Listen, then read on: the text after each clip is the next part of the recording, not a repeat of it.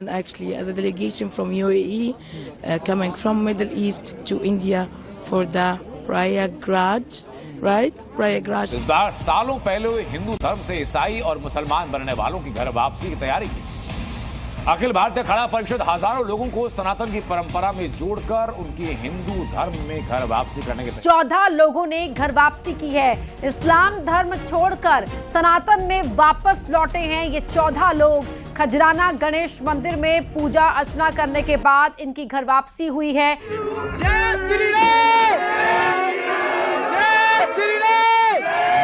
वो तमाम निशानियां जो सईदी रसूलुल्लाह ने आखिरी जमाने के हवाले से बताई हैं वो अब खुलकर हमारी आंखों के सामने आ रही हैं। It's a wonderful event. It's a wonderful event. You are here to witness out a religious gathering, world's biggest religious gathering, Mahakumbh, Yes, happening yes. once in 144 years. It's one everyone like. Bharat दुनिया की spiritual गढ़ है, जो spirituality ढूंढना चाहता है, जो mind को फ्री रख के कुछ ढूंढना चाहता है, जो स्वयं को ढूंढना चाहता है, वो यहाँ आए। उसको कोई बंधन नहीं है उसके ऊपर कि ये सही है वो गलत है। And I heard that Kumbh Mela was right now, so I decided to go and to take part of it. Okay. Jai Shri Ram. Jai Shri Ram. Jai Shri Ram. सनातन का रंग है ही ऐसा, एक बार जिस पर चढ़ता है फिर कहाँ उतरता है। इससे महाकुंभ का एक बहुत बड़ा सिग्निफिकेंस है। ये दुनिया को एक संदेश देता है भारत की मैनेजमेंट कैपेबिलिटी का कि 40 करोड़ लोगों को, 45 करोड़ लोगों को आप 1.5 महीना में मैनेज करेंगे। उनके लिए ट्रेन चाहिए, उनके लिए जो प्रयागराज का शहर है, जो नगर है, उसमें 40 करोड़ लोग आए।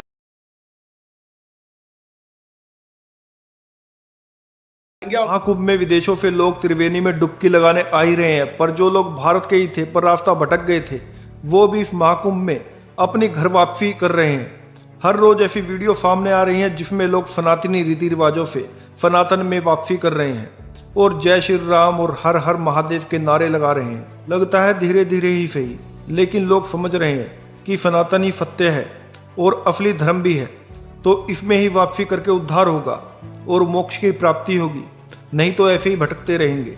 महाकुंभ की धूम ऐसी मची है कि हर कोई भारत में आकर एक बार महाकुंभ मेला देखना चाहता है, क्योंकि ये एकमात्र ऐसा मेला है जिसे कोई भाग्यशाली व्यक्ति ही अपने जीवन काल में सिर्फ एक बार देख पाएगा, क्योंकि ये मेला दोबारा भरने में 144 वर्षों का समय लगता है। इसीलिए आज हर कोई महाकुंभ में आकर अपने जीवन को सफल बनाना चाहता है और ये दिख भी रहा है। जिस तरह से विदेशी मेहमानों का महाकुंभ में तांता लगा हुआ है और खबर है कि देश दुनिया से करीब 48 करोड़ लोग इस महाकुंभ मेले में दर्शन करेंगे, जिससे भारत के उत्तर प्रदेश की इकोनॉमी में 2 लाख करोड़ का इजाफा होगा। तो ये महाकुंभ भारत के लिए बड़ी खुशियां लेके आया है, क्योंकि ये 144 ईयर्स में एक बार आता है। तो मतलब 144 साल आप समझती हैं, मतलब कि बहुत ज्यादा लंबा पीरियड हो जाता है। तो अगर मैं उसमें जाके डिप ले और हमारे तो घर के बगल में है बनारस में, तो आप समझ सकती है उसकी सिग्निफिकेंस कितनी ज्यादा है। और ये तो मोर देन रिलीजियस, ये एक दिखाता है कि भारतीय कल्चर कितना उन्नत कल्चर था, कि आज से हजारों साल पहले वो इस कुंभ की जो स्नान की व्यवस्था है लॉन्गिट्यूड लैटिट्यूड के हिसाब से देखते हुए, क्योंकि कुंभ सिर्फ प्रयागराज में ही नहीं आयोजित किया जाता है, ये भारत के 3-4 अन्य शहरों में भी आयोजित किया जाता है, जैसे नासिक हो गया, हरिद्वार हो गया। तो अलग अलग नाम होते हैं। आपको पता ही है कि बेसिकली 4 तरीके के कुंभ होते हैं। जो 3 मेन कुंभ होते हैं वो अर्ध महाकुंभ, महाकुंभ, अर्ध महाकुंभ हर 6 साल पे, महाकुंभ 12 साल पे, और अर्ध कुंभ 6 साल पे, कुंभ 12 साल पे और महाकुंभ 144 साल पे लगता है। उसके अलावा हर साल कल्पवास होता है। कल्पवास में मेरी जैसे अभी स्टीव जॉब साहब की जो वाइफ है वो आई है, और आज मैं देख रहा था स्टीव जॉब साहब का 1972 में उन्होंने एक लेटर लिखा था और उसमें उन्होंने ये कहा था कि I want to go to Kumbh. उस समय का कुंभ वो आना चाहते थे, पर वो अनफॉर्चुनेटली नहीं आ पाए। और देखिए ये उनकी वाइफ आई हैं अपने हस्बैंड की विश को पूरा करने, क्योंकि वो हिंदुइज्म से बहुत ज्यादा प्रभावित थे। नीम करोली बाबा का उनके ऊपर बहुत ज्यादा असर था। हिंदुइज्म मतलब देवी देवता और ये नहीं, फिलॉसफी, स्पिरिचुअलिटी, जो भारत दुनिया की स्पिरिचुअल गढ़ है, जो स्पिरिचुअलिटी ढूंढना चाहता है, जो माइंड को फ्री रख के कुछ ढूंढना चाहता है, जो स्वयं को ढूंढना चाहता है, वो यहाँ आए। उसको कोई बंधन नहीं है उसके ऊपर कि ये सही है वो गलत है। जो मन में प्रश्न है उन प्रश्नों के साथ आए, उनके प्रश्नों के ऊपर कोई प्रश्न चिन्ह नहीं लगाए जाते। तो उस दृष्टि से महाकुंभ का एक बहुत बड़ा सिग्निफिकेंस है। ये दुनिया को एक संदेश देता है भारत की मैनेजमेंट कैपेबिलिटी का कि 40 करोड़ लोगों को, 45 करोड़ लोगों को आप 1.5 महीना में मैनेज करेंगे। उनके लिए ट्रेन चाहिए, उनके लिए जो प्रयागराज का शहर है, जो नगर है, उसमें 40 करोड़ लोग आएंगे। और अगर एट अ टाइम मान लीजिए, क्योंकि ये 30-40 दिन चलना है, तो यानी कि हर डे 1 करोड़ लोग अगर डिप ले रहे हैं, 60-70 लाख लोग अगर हर दिन डिप ले रहे हैं, वो वहां उस शहर में रुक रहे हैं, और एक टेम्पररी जो है वो डिस्ट्रिक्ट जो है, नगर जो है वो बसाया गया है। प्रयागराज को उत्तर प्रदेश का 76वां जिला घोषित किया गया है। नॉर्मली 75 जिले हैं उत्तर प्रदेश के।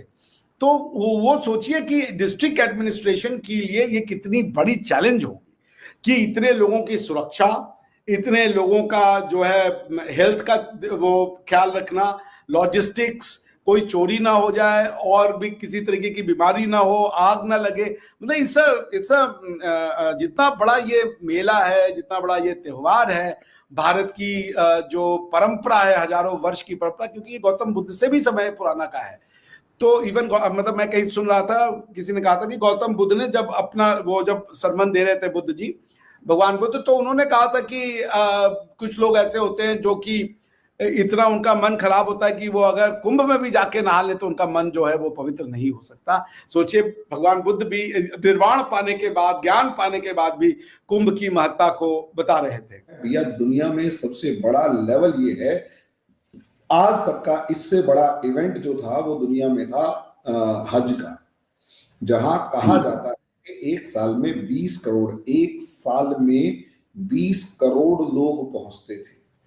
और उस 20 करोड़ की फिगर जो थी वो एग्जैक्ट मुझे नहीं पता, लेकिन हाँ, ये एक साल में 20 करोड़ लोग पहुंचते थे मक्का मदीना की यात्रा पर। और हज के टाइम पर कितने पहुंचते थे वो सारा कोटा इनको फिक्स करना होता था कि इस पर्टिकुलर कंट्री से ये लोग आएंगे और इस पर्टिकुलर कंट्री से ये लोग आएंगे, इतने लोग। अच्छा, मिस मैनेजमेंट जो है हज पे इस लेवल का होता था कि हीट वेव से लेकर हर मामले में हजारों लोग हज की उस यात्रा में ही निपट जाते थे, मर जाते थे। उसके बाद यहाँ तक होता है भैया कि सोचकर देखिए, जो मेन जगह है जहां पर उस स्पेस के चारों तरफ चक्कर लगाया जाता है, लास्ट में हज पॉइंट पर जाकर, मतलब जो मक्का का पॉइंट है उस जगह जाकर जो धक्का मुक्की होती थी, उसकी जो वीडियोस अगर आप देखें तो चीख रही हैं, चिल्ला रही हैं लेडीज, उनके साथ किसी के साथ कोई बदतमीजी हो रही, किसी के साथ कोई बदतमीजी हो रही है, और वो वीडियोस वायरल हो रहे हैं। ऐसा कोई चीज नहीं। एक दिन में 1 करोड़ आदमी डुबकी लगा के स्नान करके आगे निकल जाता है, और उसके बाद अगला 1 करोड़ आदमी तैयार होता है, और फिर 1 करोड़ आदमी तैयार होता है। रोज इतनी डुबकियां लग रही हैं, तो दुनिया को झटका तो लगेगा। और असलियत में लोगों को धर्म से उसकी भव्यता ज्यादा आकर्षित करती है कि वो धर्म कितना भव्य है, और जितना ज्यादा होगा उतना ज्यादा उसमें आम आदमी का डेडिकेशन बढ़ता है।